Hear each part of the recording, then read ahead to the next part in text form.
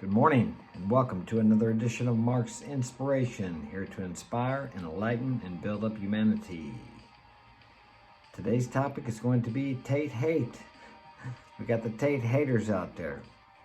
It amazes me how many people have already assumed he's guilty, even though there are no charges, even though they haven't brought out any evidence against him. Now, do they have evidence? I don't know. And guess what? You don't know either. Is he guilty? Do you know? No, you don't know. Is he innocent? You don't know that either. And guess what? Neither do I. But what do you know? How much experience do you have in the legal system? How much experience do you have in the legal system in the U.S., which is different from Romania and different from other parts of the world? How much experience do you have in the legal system anywhere in the world? But yet, some people, none of my 1,681 subscribers, of course, but some people are already assuming he's guilty because of some clips they've seen on social media, which are all taken out of context. It's amazing how people are just so ready to believe what they want to believe, or what the narrative or the mainline media wants them to believe. Now, he is an American citizen who has badmouthed America. I badmouth America too, although I love my country. Well, maybe I shouldn't say, and I don't know whether he does or not either, maybe I shouldn't say I badmouth America. I badmouth the way the systems are running and operating in America. The way the media works, the way the government works. I don't like that. Would I want to live anywhere else in the world? Yeah, maybe not full time, because I like here. I like my home. I grew up here. But you guys, if you're bad-mouthing him and saying he's guilty, you don't have any idea. So I have to consider the source. Now, am I saying he's innocent? I believe he could be, but I believe he could be guilty. I don't know, and neither do any of you. What I do know that many of you don't know is I've had extensive, battles in the legal system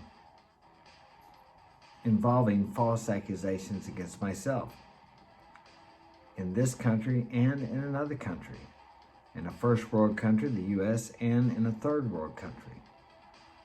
And I have got some experience in how that works. False accusations in both countries.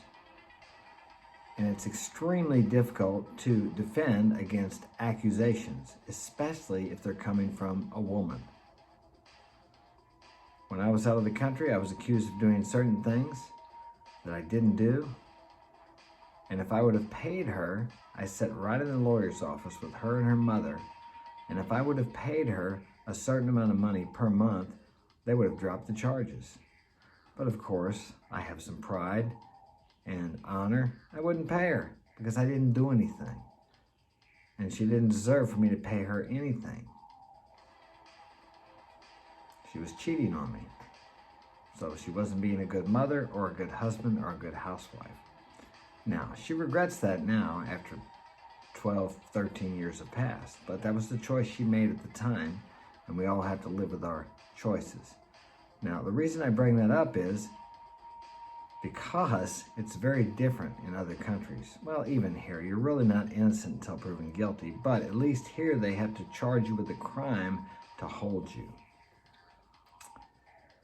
Some places they don't, as in Romania. What if that were you? Let's say I'm talking to one of you guys who believe he's guilty or believe he's getting what he deserves. You really don't know what he deserves, and nor do I.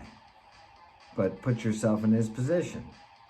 You're being held in a foreign country, which you chose to live there or visit, whichever it happens to be.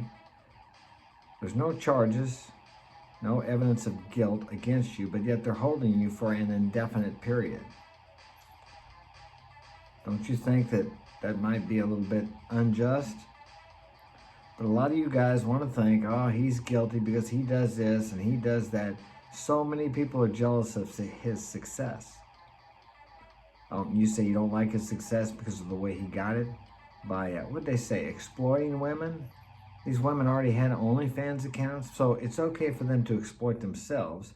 or let's put it this way, to put themselves out there on OnlyFans and do what they do on OnlyFans, but yet if someone else helps them to make more money,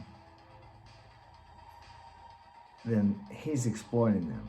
But yet they're better off with him than they were by themselves. And they chose to be there. No one made them stay. Oh, well, that's the point. Maybe you're arguing. Well, no, they said they were forced to be there. No, we don't know that yet. We don't know. And even if they say that, how do you know that's true? Unless there's some hard evidence, which it would have to be some kind of video evidence that was real video and not doctored, that actually showed him, abusing a woman or grabbing her by the throat or by the hair and telling her what to do and how to do it. And if she left, he was going to eliminate her. There really is no evidence other than their word. How many times throughout history, and I've experienced this too, women get angry at their man and they'll make up something, or maybe they even believe it, throw him in jail, and then come to find out she was just emotional, pissed off, because she didn't get what she wanted out of him. And this is what happens. Women have been given a power through the legal system that they can't handle. I'm not talking about every woman, and if this triggers you, you might be one of those that can't handle that power. How would it be if I could just run up here to the police station right now and say, I'm not married, but if I had a woman here saying, well, she threatened to kill me, she's abusing me, and I'm afraid of her and what she'll do to the kids. You think they're going to come here and throw her in jail? No. You think they're going to kick her out of the house? No. But let a woman do the same thing to a man, and they will execute that guy out of the house immediately. Give him a couple minutes to take his stuff, whatever he needs, what he can carry with him, and he's gone. Now, that's the way it works. And actually, throughout history, it's been somewhat that way, even though women say they are so oppressed. Look at the Bible story of Joseph and Potiphar's wife.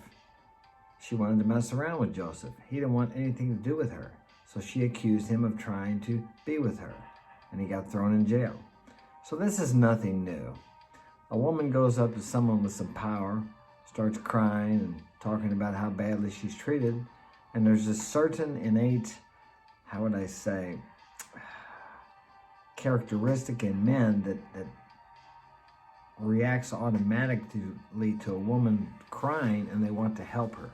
Why do you think men will give their lives for women they don't even know in a moment of tragedies?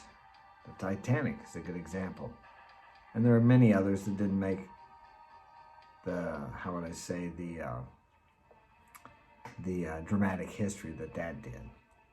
Many that never made any written history at all, where a man has given his life for women. How many times have women given their life for men? Now, women do give their lives to give birth to children, or they used to before the,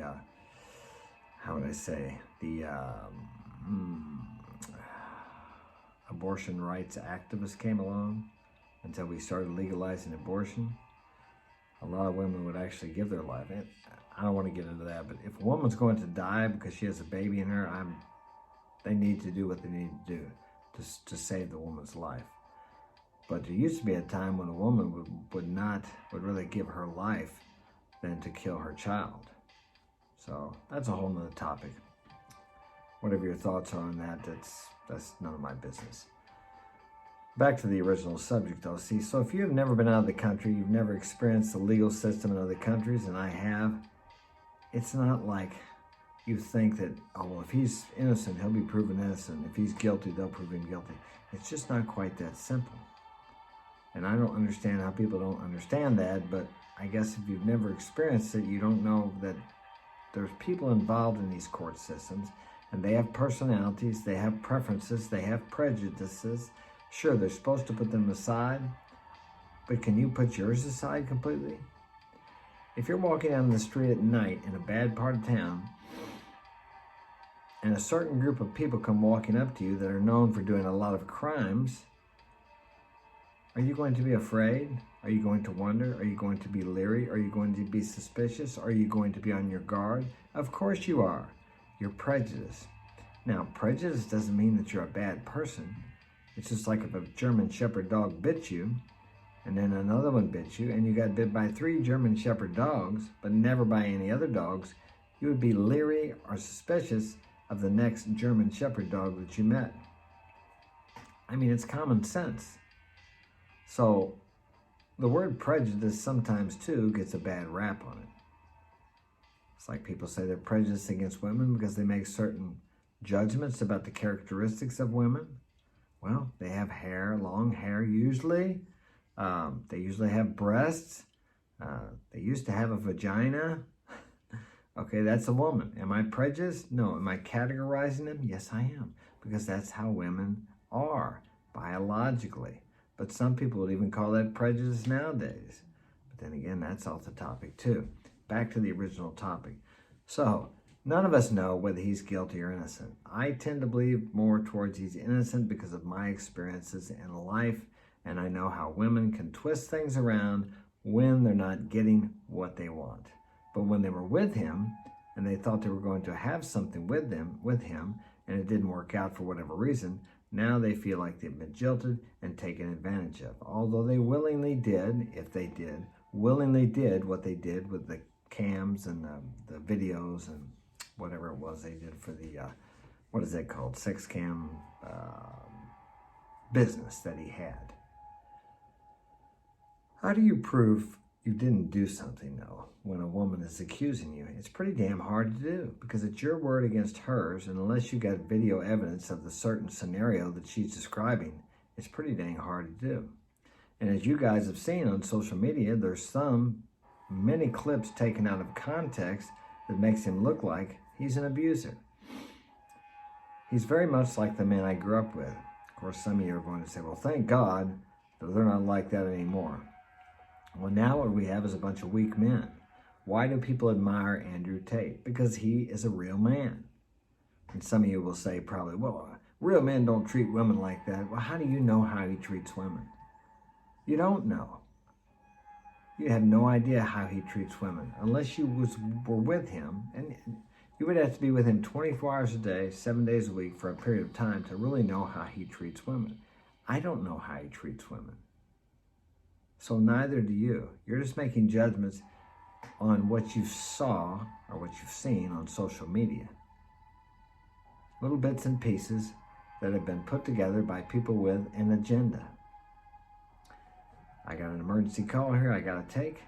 My service to humanity is calling me right now, so I got to get off here. If you'd like to get my help personally, contact me via email in the description or my website. I got a huge discount on consultations, 1.5 hour, great price. I'd be glad to help you out. Take care.